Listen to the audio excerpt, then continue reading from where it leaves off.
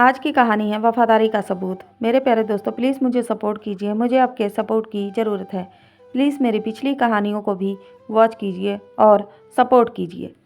तकरीबन 3 महीने बाद दीपक आज अपने घर लौट रहा था तो उसके सपनों में मुक्ता का खूबसूरत बदन तैर रहा था। उसका मन कर रहा था कि वह पलक झपकते ही अपने घर पहुंच जाए और मुक्ता को अपनी बाहों में भरकर उस पर प्यार की बारिश कर दे। पर अभी भी दीपक को काफ़ी सफ़र तय करना था। सुबह होने से पहले तो वह हरगिज़ घर नहीं पहुंच सकता था और फिर रात होने तक मुक्ता से उसका मिलन होना मुमकिन नहीं था। उस्ताद, पेट में चूहे कूद रहे हैं। बाबा का ढाबा पर ट्रक रोकना जरा, पहले पेट पूजा हो जाए। किस बात की जल्दी है, अब तो घर चल ही रहे हैं, ट्रक के क्लीनर सुनील ने कहा। फिर मुस्कुरा कर जुमला मार कसा, भाभी की बहुत याद आ रही है क्या? मैंने तुमसे बहुत बार कहा है कि बाहर रहकर कहाँ तक मन मारोगे। बहुत सी ऐसी जगह हैं जहाँ जाकर तन मन की भड़ास निकाली जा सकती है, पर तुम तो बकाई भाभी के दीवाने हो। दीपक को पता था कि सुनील हर शहर में ऐसी जगह ढूंढ लेता है जहाँ दे धंधे वालियाँ रहती हैं। वहाँ जाकर उसे अपने तन की भूख मिटाने की आदत सी पड़ गई है। अक्सर वह छड़कसाप सेक्स के माहिरों की तलाश में भी रहता है। शायद ऐसी औरतों ने उसे कोई बीमारी दे दी है। दीपक ने सुनील की बात का कोई जवाब नहीं दिया। वह मुक्ता के बारे में सोच रहा था। उसकी 1 साल पहले ही मुक्ता से शादी हुई थी। वह पढ़ी लिखी और सलीकेदार औरत थी। उसका कसा बदन बेहद खूबसूरत था। उसने आते ही दीपक को अपने प्यार से इतना भर दिया कि वह उसका दीवाना होकर रह गया। दीपक एमए पास था। वह सालों नौकरी की तलाश में इधर उधर घूमता रहा, पर उसे कोई अच्छी नौकरी नहीं मिली। दीपक सभी तरह की गाड़ियां चलाने में माहिर था। उसके एक दोस्त ने उसे अपने एक रिश्तेदार की ट्रांसपोर्ट कंपनी में ड्राइवर की नौकरी दिलवा दी तो उसने मना नहीं किया। वैसे ट्रक ड्राइवरी में दीपक को अच्छी खासी आमदनी हो जाती थी। तनख्वाह मिलने के साथ ही वह रास्ते में मुसाफिर ढोकर भी पैसा बना लेता था। ये रुपए वह सुनील के साथ बांट लेता था। सुनील तो ये रुपए दे धंधे वालियों और खाने पीने पर उड़ा देता था, पर घर लौटते समय दीपक की जेब भरी होती थी और घर वालों के लिए बहुत सा सामान भी होता था, जिससे सब उससे खुश रहते थे। दीपक के घर में उसकी पत्नी मुक्ता के अलावा माता पिता और 2 छोटे भाई बहन थे। दीपक जब भी ट्रक लेकर घर से बाहर निकलता था तो कभी 15 दिन तो कभी 1 महीने बाद ही वापस आता था, पर इस बार तो हद ही हो गई थी। वह पूरे 3 महीने बाद घर लौट रहा था। उसने पूरे 10 दिनों की छुट्टी ली थी।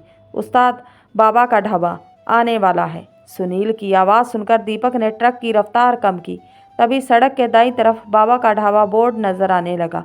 उसने ट्रक किनारे करके लगाया। वहाँ और भी 10-12 ट्रक खड़े थे। यह ढाबा ट्रक ड्राइवरों और उनके क्लीनरों से ही गुलजार रहता था।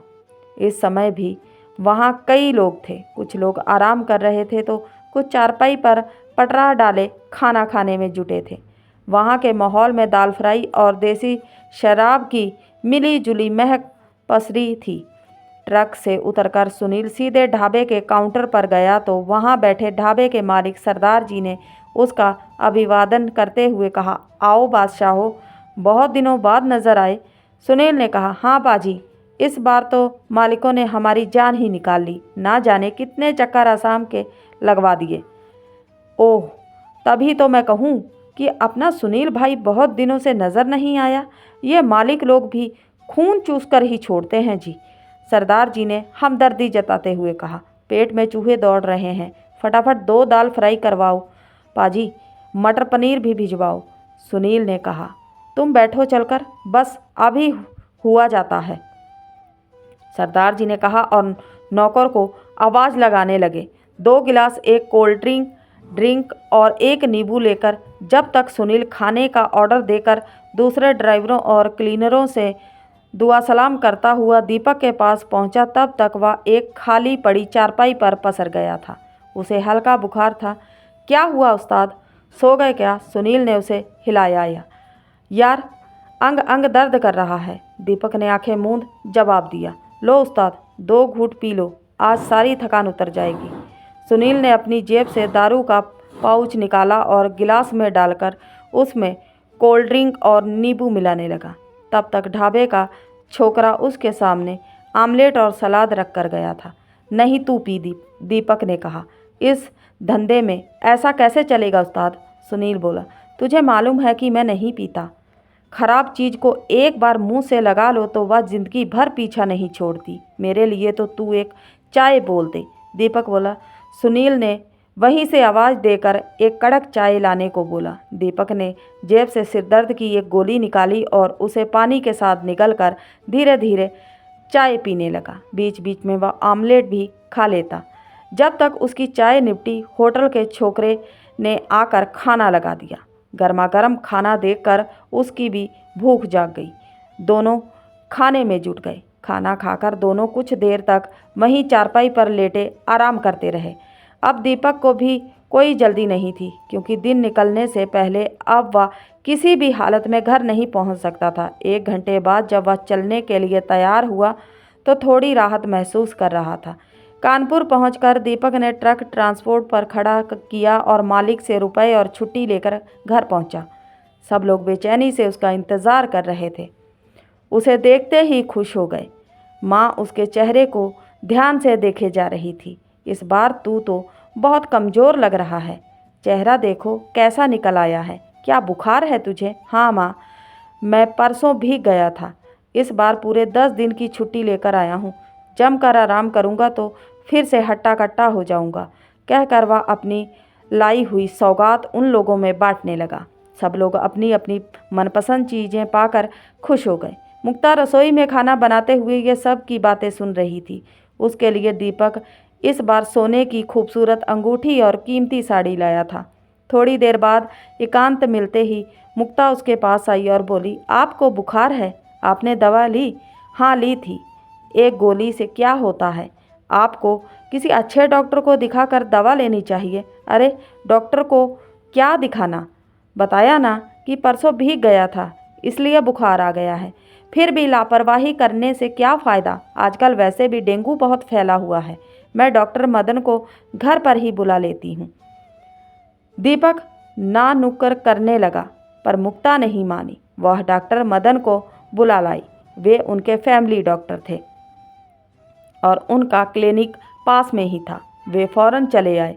उन्होंने दीपक की अच्छी तरह जांच की और जांच के लिए ब्लड का सैंपल भी ले लिया। उन्होंने कुछ दवाएं खिलाते हुए कहा, ये दवाएं अभी मंगवा दीजिए, बाकी खून की रिपोर्ट आ जाने के बाद देखेंगे।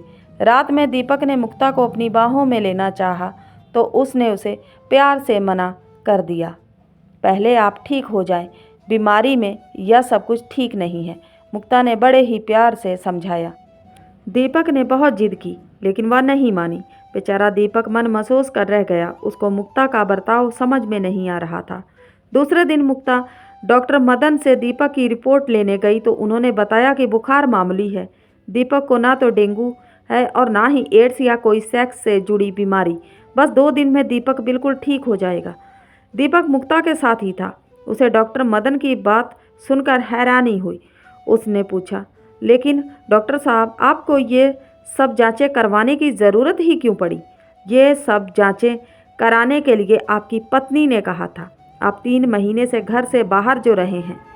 आपकी पत्नी बकाई बहुत समझदार है, डॉक्टर मदन ने मुक्ता की तारीफ करते हुए कहा। दीपक को बहुत अजीब सा लगा, पर वह कुछ न बोला। दीपक दिन भर अनमाना सा रहा। उसे मुक्ता पर बेहद गुस्सा आ रहा था। रात में मुक्ता ने कहा, आपको हरगिज़ मेरी यह हरकत पसंद नहीं आई होगी, पर मैं भी क्या करती। मीना रोज़ मेरे पास आकर अपना दुखड़ा रोती रहती है। उसे ना जाने कैसी गंदी बीमारी हो गई है। यह बीमारी उसे अपने पति से मिली है। बेचारी बड़ी तकलीफ़ में है। उसके पास तो इलाज के लिए पैसे भी नहीं हैं। दीपक को अब सारी बात समझ में आ गई। मीना उसके क्लीनर सुनील की पत्नी थी। सुनील को यह गंदी बीमारी देह धंधे वालियों से लगी थी। वह खुद भी तो हमेशा किसी अच्छे सेक्स माहिर डॉक्टर की तलाश में रहता था। सारी बात जानकर दीपक का मन मुक्ता की तरफ से शीशे की तरह साफ हो गया। वह यह भी समझ गया था कि अब वक्त आ गया है जब मर्द को भी अपनी वफादारी का सबूत देना होगा। तो उम्मीद करते हैं आज की कहानी अच्छी लगी होगी। अच्छी लगी है तो सपोर्ट कीजिए। मिलते हैं किसी नई कहानी के साथ, तब तक के लिए बाय।